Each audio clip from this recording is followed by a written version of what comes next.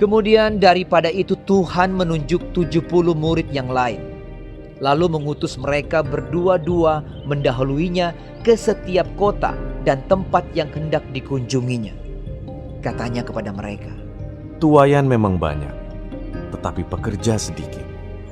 Karena itu mintalah kepada Tuan yang empunya tuaian, supaya ia mengirimkan pekerja-pekerja untuk tuaian itu.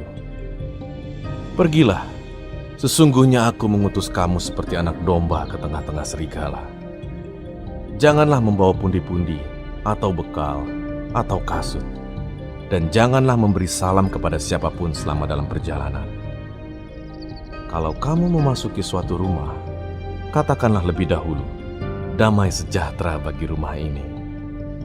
Dan jikalau di situ ada orang yang layak menerima damai sejahtera, maka salammu itu akan tinggal atasnya.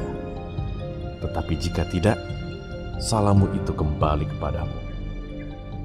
Tinggallah dalam rumah itu, makan dan minumlah apa yang diberikan orang kepadamu, sebab seorang pekerja patut mendapat upahnya. Janganlah berpindah-pindah rumah. Dan jikalau kamu masuk ke dalam sebuah kota dan kamu diterima di situ, makanlah apa yang dihidangkan kepadamu, dan sembuhkanlah orang-orang sakit yang ada di situ, dan katakanlah kepada mereka, kerajaan Allah sudah dekat padamu. Tetapi jikalau kamu masuk ke dalam sebuah kota dan kamu tidak diterima di situ, pergilah ke jalan-jalan raya kota itu dan serukanlah, juga debu kotamu yang melekat pada kaki kami kebaskan di depanmu. Tetapi ketahuilah ini, kerajaan Allah sudah dekat.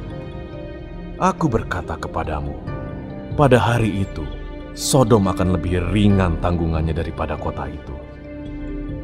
Celakalah engkau, Korazim. Celakalah engkau, Betsaida. Karena jika di Tirus dan di Sidon terjadi mujizat-mujizat yang telah terjadi di tengah-tengah kamu, sudah lama mereka bertobat dan berkabung. Akan tetapi pada waktu penghakiman, tanggungan Tirus dan Sidon akan lebih ringan daripada tanggunganmu. Dan engkau, Kapernaum, apakah engkau akan dinaikkan sampai ke langit? Tidak, engkau akan diturunkan sampai ke dunia orang mati. Barang siapa mendengarkan kamu, ia mendengarkan aku. Dan barang siapa menolak kamu, ia menolak aku. Dan barang siapa menolak aku, ia menolak Dia yang mengutus aku. Kemudian ke-70 murid itu kembali dengan gembira dan berkata, Tuhan, juga setan-setan takluk kepada kami demi nama-Mu. Lalu kata Yesus kepada mereka, Aku melihat iblis jatuh seperti kilat dari langit. Sesungguhnya, aku telah memberikan kuasa kepada kamu untuk menginjak ular dan kalajengking, dan kuasa untuk menahan kekuatan musuh, sehingga tidak ada yang akan membahayakan kamu. Namun demikian, janganlah bersukacita karena roh-roh itu takluk kepadamu, tetapi bersukacitalah karena namamu ada terdaftar di sorga.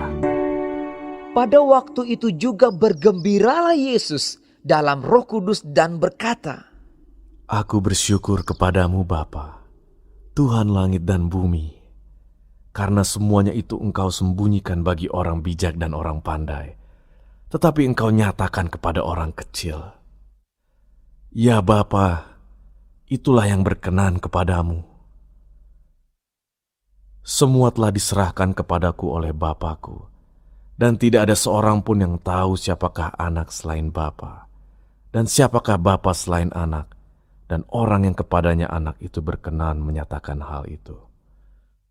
Sesudah itu berpalinglah Yesus kepada murid-muridnya tersendiri dan berkata, Berbahagialah mata yang melihat apa yang kamu lihat. Karena aku berkata kepada kamu, banyak nabi dan raja ingin melihat apa yang kamu lihat, tetapi tidak melihatnya, dan ingin mendengar apa yang kamu dengar, tetapi tidak mendengarnya. Pada suatu kali berdirilah seorang ahli Taurat untuk mencoba Yesus. Katanya, Guru, apa yang harus kuperbuat untuk memperoleh hidup yang kekal? Jawab Yesus kepadanya, Apa yang tertulis dalam hukum Taurat? Apa yang kau baca di sana? Jawab orang itu, Kasihilah Tuhan Allahmu dengan segenap hatimu, dan dengan segenap jiwamu, dan dengan segenap kekuatanmu, dan dengan segenap akal budimu, dan kasihilah sesamamu manusia seperti dirimu sendiri. Kata Yesus kepadanya, Jawabmu itu benar. Perbuatlah demikian, maka engkau akan hidup. tetapi untuk membenarkan dirinya, orang itu berkata kepada Yesus. Dan siapakah sesamaku manusia? Jawab Yesus, Adalah seorang yang turun dari Yerusalem ke Yeriko.